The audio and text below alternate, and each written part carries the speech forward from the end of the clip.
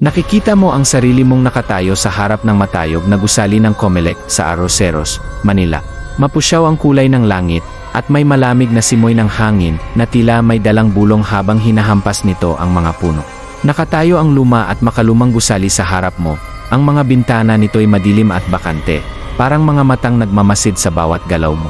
Sinasabing ang lugar na ito ay pinamumugaran ng mga multo.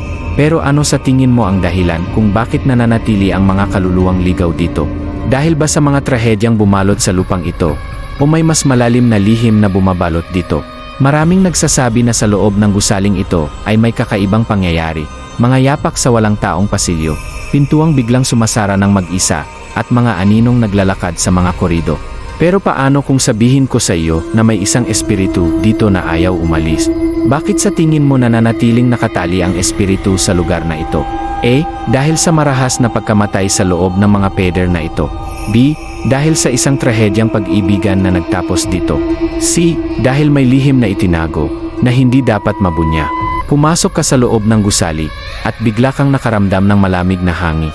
Ang hininga mo ay nagiging ulap sa hangin habang naglalakad ka sa isang mahabang, dimlilit na pasilyo. Ang tunog ng mga yapak mo ay tila dumodoble na parang may sumusunod sa iyo. Kung makakapagsalita ang mga pader, anong mga lihim ang kanilang isisiwala? A. Ang mga iyak ng mga namatay ng walang kabuluhan. B. Ang mga bulong ng isang lihim na sabwata. C. Ang katotohanan sa likod ng isang nakalimutang masaker. Liko ka sa isang sulok at nakita mo ang sarili sa isang lumang opisina. Makapal ang alikabok sa hangin, at ang mga kasangkapan ay puno ng sapok. Sa mesa, may isang lumang file na dilaw na ang papel. May nakasulat na, Mendoza, sa kumupas na tinta. Ang file na ito ay pagmamay-ari ni Mendoza, isang clerk na nagtatrabaho dito noong panahon ng digmaan.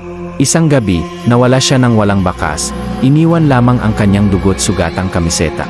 Sinasabi ng ilan na ang kanyang multo ay patuloy na naglalakad sa mga pasilyong ito. May hinahanap, isang bagay na nawala sa kanya. Ano sa tingin mo ang hinahanap ni Mendoza? A. Isang dokumentong nawawala na kayang baguhin ang kasaysayan. B. Isang mahal sa buhay na hindi niya na nagawang paalaman na. C. Ang kanyang sariling kaluluwa na natrap sa kabilang buhay. Isang biglang tunog ang gumulat sa iyo. Isang pinto ang dahan-dahang bumukas sa dulo ng pasilyo. Maingat kang lumapit, ang puso mo'y tumitibok ng mabilis.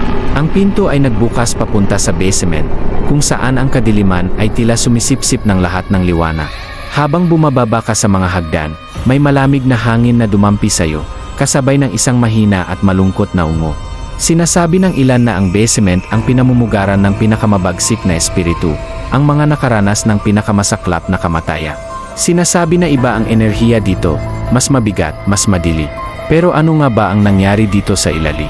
Ano ang maaaring magdulot sa mga masasamang espiritu upang manatili? Ano sa tingin mo ang nakatago sa basement? A. Ang mga bangkay ng mga tinorture at nakalimutan.